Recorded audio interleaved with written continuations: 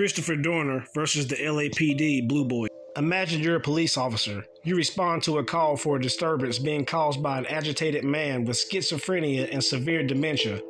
You witness your partner kick the man 3 times while handcuffed and on the ground, twice in the chest and once in the face. You were taught to never go against your fellow officer, the thin blue wall, but you file an internal report against your partner for excessive force anyway. Good is a cop that would never give up another cop, 100% behind anything a cop does. After the police investigate themselves, they conclude that you lied about it all and fire you. So you appeal your termination by filing a writ of mandamus with the LA Superior County Court, and the judge still upholds the decision. Chris appealed it again to the California Court of Appeals, which upheld the lower court's ruling. His life of service was now over. Now you know how most people would take this as a sign to move on in their life. Chris wasn't like that. He was pissed, and he knew in his heart this was all a consequence for breaking the thin blue line's unspoken golden rule. Never tell on another blue boy, no matter what. In early 2013, Chris wrote an 11,000-word manifesto on Facebook exposing his plans for revenge and destruction. He personally wrote the names of 40 cops he wanted to kill and said this: "I know most of you who know me personally are in disbelief to hear from media reports that I am suspected of committing such horrendous murders and have taken drastic and shocking actions in the last couple of days. Unfortunately, this is a necessary evil that I do not enjoy, but must partake in and complete for substantial change to happen in the LAPD and reclaim my name." Chris wanted one thing from the police: a public apology and an admission that his job termination was in retaliation for reporting another officer. On February 9, 2013, Chief Charlie Beck informed Chris that there would be a review of the disciplinary case that led to his job termination. Chief Beck said officials would re-examine the allegations by Chris that his law enforcement career was destroyed by racist co-workers. To me, that doesn't sound genuine. I think Chief was saying anything to get Chris to chill the hell out. Chris wasn't going for it. He sent a package to CNN addressed for Anderson Cooper, laying out his beef with LAPD and other complaints on February 1st, 2013. A widespread manhunt from California to Nevada and Mexico was started.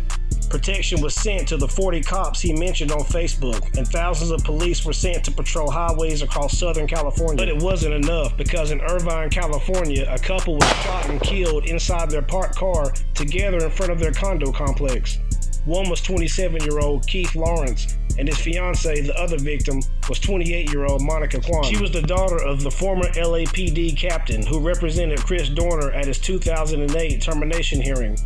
So clearly Chris was hell-bent on revenge and stood on everything he said in the past.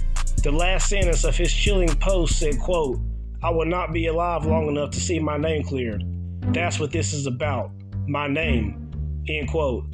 His Facebook post named Randall Kwan and his family as targets, making himself the prime suspect in the double murder. Chris claimed Randall Kwan failed to represent his best interest in favor of those of the LAPD.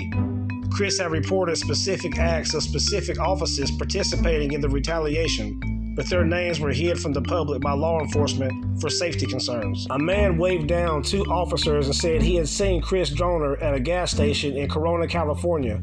Officers found Chris nearby driving a pickup truck and followed him. When Chris pulled over, he got out and shot his rifle at them, grazing one of the officers in the head. About 20 minutes later, 2 different cops were patrolling nearby Riverside, California, when they were ambushed and shot in their patrol car at a red light. One died while the other survived at emergency surgery. An hour and 25 minutes after the Riverside shooting, Chris tried to steal a boat in San Diego to flee to Mexico. A $1 million reward was offered for information leading to his capture. The feds were now calling his actions domestic terrorism. Police respond to a carjacking of a white Dodge truck unrelated to Chris. Chris was seen driving the truck and was followed to a cabin near Big Bear Lake. Chris shot at 2 of the officers, hitting both.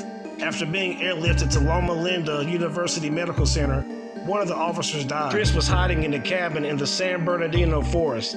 Police surrounded the cabin and a 3-mile perimeter was set up to keep all exits blocked and residents inside their homes. Police used tear gas and demanded him to give up over a loudspeaker. Chris didn't give a fuck and did not respond. Police then used a bulldozer to knock down the walls in the cabin. They then shot pyrotechnic tear gas nicknamed burners, which caught the whole cabin on fire. During the explosive fire, one gunshot was heard from the cabin. It was Chris Dorner. His autopsy showed he died from a self-inflicted gunshot wound to the head.